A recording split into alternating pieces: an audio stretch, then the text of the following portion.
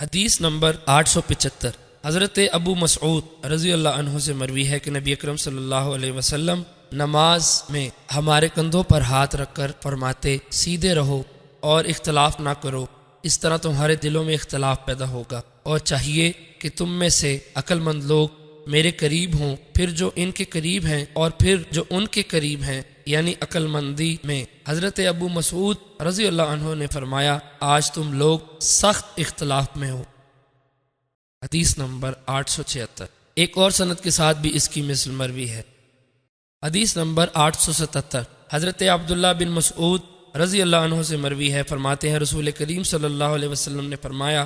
تم میں عقل مند لوگ میرے قریب ہوں، پھر جو ان سے متصل ہیں 3 بار فرمایا، اور فرمایا بازار کے شور و شغب سے بچو۔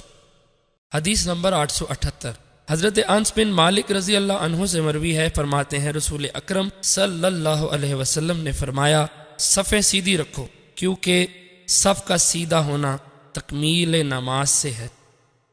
حدیث نمبر 879 حضرت انس رضی اللہ عنہ سے مروی ہے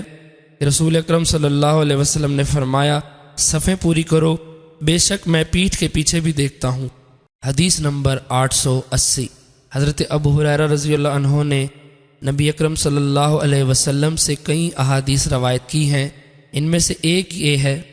کہ آپ نے فرمایا، نماز میں صف سیدھی رکھو، کیونکہ صف کا سیدھا ہونا نماز کے حسن سے ہے۔